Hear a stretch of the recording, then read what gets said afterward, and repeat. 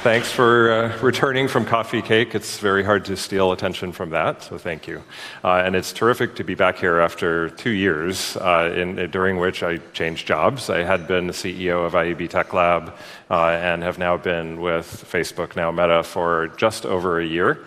The role is focused on, part one is our industry engagement, actually, and what Meta can do to collaborate with the industry in a number of different ways around advertising.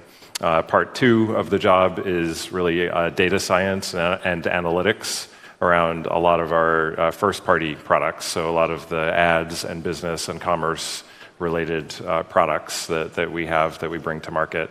So terrific to be here, trying to do my best to connect the world of what's happening in the industry and the trade orgs with what we're doing inside Meta with our own ad products and making sure that we're learning from the industry and supporting the industry as best we can. So I'll do a quick intro, go a little bit quickly here, and then we'll have some time for Q&A. So thinking about privacy, first and foremost, you've heard a lot about that today, of course, and it's been very top of mind for a while. We tend to think about it as an era in the ad business that there was Web 1.0, there was social, of course, that kicked in around 2006, 2007. Mobile changed everything around 2009, 2010. Video, still ongoing, of course, and kind of underpinning all of this and really on the rise now, clearly, is privacy as its very own era altogether. So what are the drivers here? I'm not going to spend a lot of time here, but there are some that relate to people, right, clearly, and people's questions about how their data is used. That is true globally. Certainly it started in Europe. It has expanded on a very much global scale at this point. The second is, of course, and you can pick which came first, the people or the regulators and platforms here, but the second is really around the regulatory environment and the technology platforms of browsers and operating systems and how quickly that has evolved over time. And we may have some respite on the privacy sandbox timeline, but that doesn't mean we're moving any slower from Meta, and I don't think the industry should move any slower to address the deprecation of third-party cookies in particular and of mobile IDs or lack of availability of mobile IDs. The third piece is the impact on marketers and marketers asking questions about how data is used, where it's used, why it's used there, where is my data in the various platforms as a marketer. But as data declines here, of course, targeting and performance are impacted, costs can be rising, CPAs, and attribution becomes more challenging. Which then, all of this sort of nets out to impact on publishers, which is perhaps the most painful of all, where a publisher has to choose, in some cases, subscription versus ad-funded models. And really what this all comes down to, I think, is how we want collectively data to flow between people and businesses. How freely should it flow? What kinds of transparency should there be? What kinds of controls should there be? How does this evolve, not just in Europe, not just in the US, but on a global basis? Hopefully, not surprisingly, Meta certainly believes that we have to have a continuation of some level of personalized advertising, that is fuel, basically, for a free and open internet that everyone can access, whether they can afford to pay for a service or not, right? And that's actually really, really critical as a motivator. So how do we achieve that? And how do we actually really orchestrate a pretty significant set of changes in the ads business that make privacy really come to the forefront? There's a lot on here, but suffice it to say, right, there are three, roughly speaking, categories of data with, first is consented identifiable data, for lack of a better term, and that's a lot of some of the conversations earlier today, and unified IDs can fit there, consent management platforms are an enabler there, clean rooms increasingly being talked about here and everywhere I've been recently. What is the value of a clean room? What is a clean room going forward? And then there are ways to send signals into different platforms on conversion events and other signals for measurement. On the other end is publisher first-party data, which in many cases is advertiser as publisher. So where a marketer has their own app or has their own web presence, or just pure play publishers, taking advantage of one's own data as a publisher clearly has been increasingly important in a privacy-driven environment. But in the middle is something that we think is incredibly important going forward, and that's a pretty significant change to the underpinnings of how advertising works.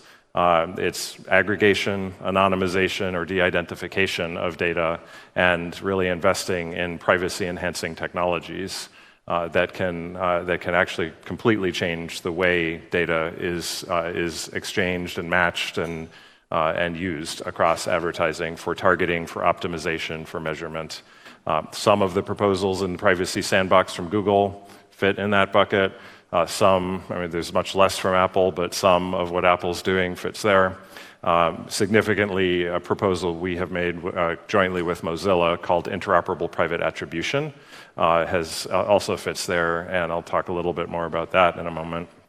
And then lastly is just underpinnings, infrastructure components like private computation is something that Meta has developed and open sourced. So with this combination, you kind of look at the dynamics in the market. Decline of consented identifiable data doesn't mean it's going to zero, of course, but clearly a smaller pool of data than it has been. A rise in the use of publisher first-party data, and we think that the big bet is really in the middle, and it's very defensible, and a way to almost leapfrog the current state and get regulators and even get the browsers and operating systems to accept the way advertising can work going forward and to make it truly private. I won't go into detail here. This is kind of the cheat sheet on, if you will, on privacy-enhancing technologies. So it's secure multi-party computation. That's the basis of the interoperable private attribution proposal that we've made with Mozilla. It's trusted execution environments. Google has been talking a fair amount about those as a solution. On-device learning, SK Ad Network from Apple kind of takes advantage of that to a degree. And then it's certain capabilities that are layered on top of adding noise to data or requiring large enough data sets to create a notion of differential privacy. The whole point here is that data can go in from multiple sources, it can be combined, and it can never leave in a way that's re-identifiable by either party at an individual level. So that's a big change, right, from where the programmatic ecosystem and advertising as a whole has been operating. Again, doesn't mean that everything in ads works this way, but we think this is a really important investment area going forward. Flip side of privacy is really safety, and how do we create safer environments for people? How do we create more control for businesses? More transparency overall. So something pretty clearly we're in the spotlight for a lot at Meta. Not part of my job per se, but clearly critically important, right? To get as close to right as we can. I'd say there is no correct way to manage safety, but that it really comes down to three different investment areas for us. One is finding the balance between essentially freedom of expression and protecting people from harm. Where do you draw that line? There's a lot of gray there, right? And if you cross the line too far one way, it's a problem. If you go the other way, it's a problem, right? So it's very hard to find the sweet spot there, but it's clear. It's clearly a focus for us to do the best we can there, to report on it through the Community Standards Enforcement Report, which is now audited independently by Ernst & Young, and to have a consulting body, essentially, of the oversight board that hopefully you've heard about, that renders decisions that Meta is very rapidly actually executing. On the second piece is really empowerment and controls for people. So how do we give people more control? How do we allow them to snooze certain content or people, create favorites, unfollow, all the controls that are there just to allow people to customize safety to a degree. And then the last piece is on safeguards for businesses. and how we can support in an industry standard way safety and suitability, brand suitability for all of the advertisers that are on the platform and want that level of control. And the standards that we adhere to here, it aligns with the Global Alliance for Responsible Media, or GARM, which the WFA operates and is increasingly globalizing. And it also ties to independent verification. Zephyr, for example, is an initial partner for us in piloting new verification of the Facebook feed and Instagram feed. And then finally, it's about the controls that we can provide directly to enable a brand to say, this is low, medium, high risk content for me. I want to have that level of control. So that's all new and coming in the next year. So there's a lot of work being done to invest in brand safety and suitability. We don't do any of this at this point without the industry. It's why I actually took this job, candidly. It's really, really interesting to figure out how Meta can be more collaborative with the industry, where we can inform through data, where we can bring engineering resources, where we can listen to what's going on in the industry, how we bring that back in to the company and create more and more, facilitate more and more dialogue, really. So what kind of research can we share, what kind of insights and data, and how do we ultimately create increasingly a set of interoperable solutions? In some cases, for example, the privacy-enhancing technologies solutions would be very much interoperable. That's our intent. And then lastly, on the industry point, the ways in which we're looking to collaborate are really kind of fourfold. One is sharing proposals with the industry, a couple of examples here. Two is sharing open source code with the industry. Private computation is one I mentioned. Another one actually is marketing mix modeling or media mix modeling platform or solution called Robin that's open sourced. There's co-development of solutions with the industry, cross-media measurement with the WFA again, or GARM with the WFA and contributing there, engaging with the W3C to inform privacy sandbox, et cetera. And then there's just education on some of the new technologies and methods that we think are important to share whatever we possibly can about. And then, of course, sort of remiss not to mention the metaverse. I was asked to just touch on how we think about the metaverse, broadly speaking. Not surprisingly, hopefully, in the context of what we just talked about, we don't think there's one answer for the metaverse. We don't think there's one metaverse. There are a number of different platforms that will play a role there and technologies that will play a role there. Mark Zuckerberg has said that within 10 years, we'll have about 1 billion people with billions of dollars of commerce flowing through metaverse-related environments, not just Meta, but other companies. But it comes back to control, safety, security, privacy, all the things we talked about, and building on top of relevant existing standards where we can, but also understanding that there are some new capabilities, some new things about the metaverse environments that will require us to innovate together. So that's really kind of the focus of our efforts there. A few principles that we've adopted historically that also apply to the metaverse that I won't talk through, but you get the idea, hopefully, of the level of transparency and control and the role that we see, the responsibility that we feel in making sure people are cared for in this environment. And lastly, again, no single company building the metaverse. The left-hand side is the extended reality partners that we're working together with to make sure that there's a set of standards and practices that start to evolve for the metaverse and related platforms. And then brand new is the Metaverse Standards Forum, which we announced we're members of as of last week. And that's focused on interoperability, which is, I think, a wonderful and important concept across the programmatic ecosystem. It's also, I think, really important and meaningful that it's becoming a big investment for us and for other companies that are looking to build out the metaverse and not have it be just silos of different environments, but understand that it should be more of a whole and a community. So we're working very hard to enable that. And with that, I will thank you, and we'll, I think, take at least 10 minutes for questions. Thank you.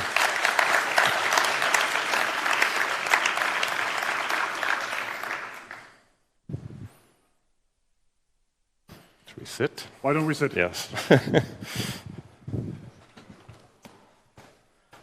Thank you, Dennis, for giving us some ideas about privacy. Is privacy boring when I see the audience for us as an industry, or was it helpful for the industry to get even stronger in future? I think it's the latter. I think we clearly there was a lot of resistance initially to all of the privacy-related changes and the upheaval of GDPR specifically, and then the upheaval from Apple in particular, and a lot of the changes they've made. But I really do believe there's an opportunity to, I used the word leapfrog, right, to a state where we can have a robust, more stable set of technologies in place that enable effective advertising, targeting, measurement, optimization, and don't have us hopefully always in that back and forth of, oh, now there's a change from Google, now there's a change from Apple, now there's a new law, but create more of a stable state.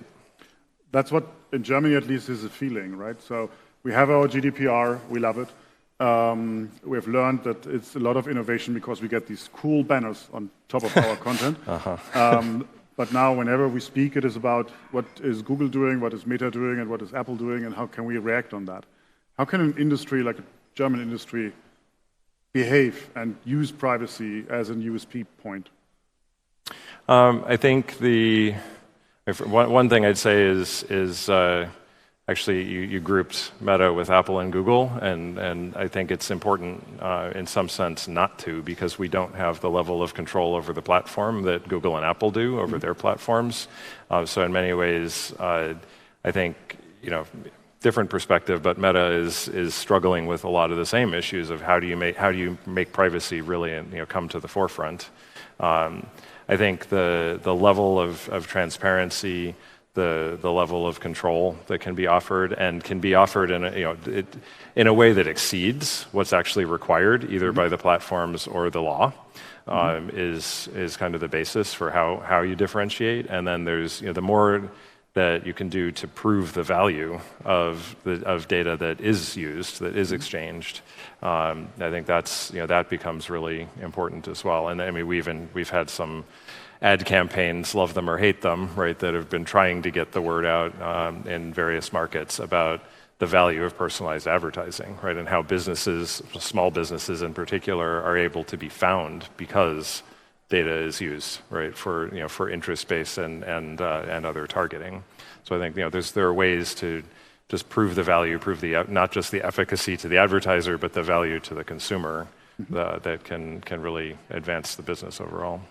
Cool. Over the last 100 days, we had quite interesting behaviors from the market towards Elon Musk on how he handles data and how he wants to handle data. So first, after the war happened, everybody was happy because he was able in about a weekend to get a country online. 4 weeks later, he announced that he wants to buy Twitter. So everybody was like shocked and that someone can control the medium, the news and the news feed and all that stuff. One of the points, and nobody knows exactly what he wants to do, so it's all guesswork. But one of the points he really said is that he will give the consumers access to the algorithm, why special news are showed to them. Using Facebook, I don't know what the algorithm is right now, why I see things from one friend more and from the other less. Is that as well in the question of transparency something that you would consider so that the algorithm why news are shown to the people will be available?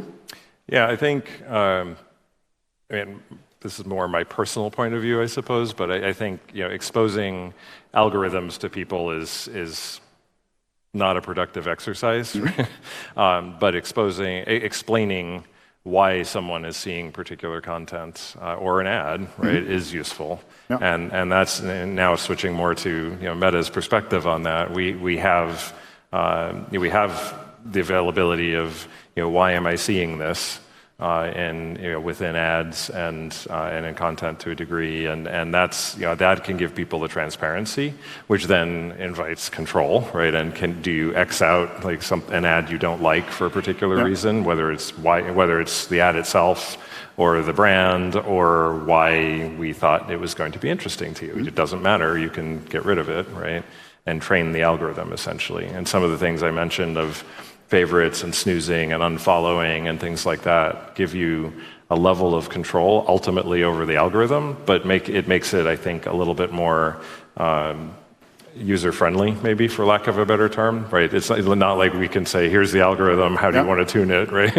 So it's more like, what are the right controls? And I think, we're certainly working to figure that out and evolve that, and hopefully do it in a way that's at least consistent with, if not ahead of, even legal requirements. Okay, so I know how to snooze someone, but I'm still behind that.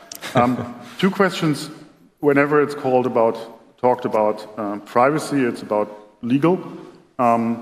We all love the DSA who's coming right now. What is the perspective from Meta on the DSA? Is that helpful, or is that the negative point as well? So is Europe losing the game of data, or is that helpful to make this industry even stronger? I think it's mixed, because there are different components, of course, of the DSA, and there were the rumblings in Europe about, Meta's threatening to pull out of Europe. That was absolutely not true. But the notion that data and the way systems work across so many companies that have multinational footprints at this point, it's extremely challenging, right? To completely disentangle, right, data and algorithms and where everything is actually being processed and where it happens. So it's certainly challenging for us from a data sharing across borders kind of standpoint. I think, hopeful that it doesn't, that isn't firmly required, and that there are some exceptions allowed, and ultimately that perhaps the work on things like privacy-enhancing technologies actually could be relevant and create a much more secure, controlled set of environments, and hopefully well understood and more consistent and interoperable set of environments that even regulators could look at and say, oh, okay, now I can see where the data is actually flowing and where it's not flowing, and that it's sort of like a closed system in a way, right? More so than it is today. So I think on that piece of it, I'm hopeful that it can evolve, right, from some of the positions that have been stated. On some of the transparency points, like we have a library of political ads, so you can see, right? So you can see why or who really, what target audiences, not specific individuals, of course, political ads were addressed to, and I think that's pretty useful, actually, right? And it's something that hopefully, there's an evolution of that sort of consistent with the DSA or other laws, might be actually a helpful tool for the industry. Interesting enough, I talked to you about that this morning.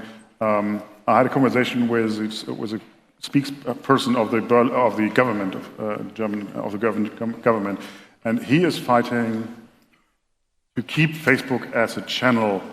So the data protection authority is asking him to close down the Facebook account of the German government because it could share data to anyone in this world, which even they don't think it's funny anymore. But whenever it's about data and data flowing from one place to the other, Meta and again Twitter is in a quite interesting position that with going too far in the data protection way, I couldn't talk to my American friends anymore through Facebook or through WhatsApp. Do you see that as a risk as well, or do you think that we can overcome that situation? I don't know how to overcome that situation, so I think it is a risk, absolutely, and the loss of the loss of being able to learn from scale, right, also is significant, right? Back to your question about how do you innovate in this environment. If you take away the ability for companies to learn from the similarities and differences of audiences that they have in different markets, yes, you could. Well, there are some ways around that, I suppose, that are consistent with the law, but it makes it much harder to deliver a really good experience, whether advertising or.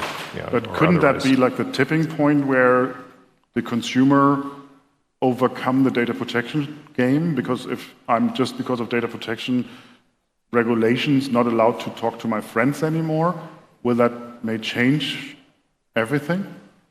I think there's a great broader question there about what does it take for consumers to actually raise their hands and say, wait a minute, right? This is actually going too far. And I kind of teased on that one slide about the privacy era and the regulations and all the changes there. That it's very interesting to think about. Did the regulators and the actions they've taken actually come before? Did they lead, right, where consumers' minds were, or follow?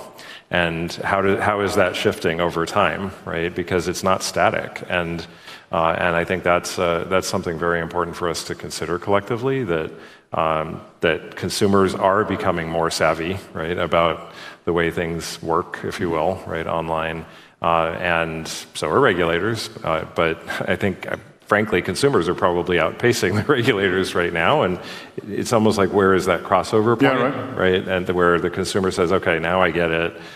I have enough transparency. I have enough control. I don't need the regulators to keep, protecting beyond a certain point. I think it's a great question that nobody, I'm sure, knows the answer to, but I think it's an important one for sure. So you talked a lot about sharing with the industry and talking with the industry. So we as a BVDW will do a data campaign later this year, and you're more than happy to be invited, and because we just want to make sure that even consumers understand that data is valuable and is positive for them. Final question I got already, the signal, and maybe it's unfair, but as you mentioned, you had a job prior to this Meta event. And I think anyone in this industry has the same questions. And I'm sure that you can't answer this exactly, but will the TCF string be here next year? Look at the time. I think so. And I think, and IAB Tech Lab is evolving kind of a global privacy platform, right? And I think that's an important investment and it's something important, hopefully, for many of you in the room to participate in as well. I think, per one of my slides about consented identifiable data, it's not going away, right? It's not completely going away, and the more we can do to have the right level of transparency and control, and the more consistency there can be in that transparency and control, which is exactly what the TCF and now the Global Privacy Platform are about, the better, and the more the better. So, time will tell, but I think it's again a case where there have been certain people agitating, we'll say, right, to throw out everything related to RTB and everything that's upstream and downstream, right? And I don't think that's the right answer, but I think there's a lot to be done to sort of upgrade the system in a way. And so we need a new version to survive. I think there will definitely need to be some new capabilities there, and increasingly locking it down and making it very apparent where data is flowing, where it's not, where it can, where it can't, who's authenticated in a way. I think that's going to be pretty important. Yeah, as well. So we as a BVDW are trying to build a layer on top of the TC string right now that is fulfilling the 18 requirements that we have with different data protection authorities. Yeah. We are in a happy situation that we only have 18 data protection authorities we have to deal with in Germany only, and then in Europe. But we are trying to get there, and if you give us a message that the TC string could be the base, it is, I think, helpful for all of us. Yeah. And let's see. It's not under my control at all anymore, but it's. But I believed in the investment. Let's all keep the fingers crossed that that will happen, and that we do not have to run somewhere else in the next year. Agreed. Perfect. Thank you so much for your time. Thank you. Thank you, everyone. Thank you. Thank you.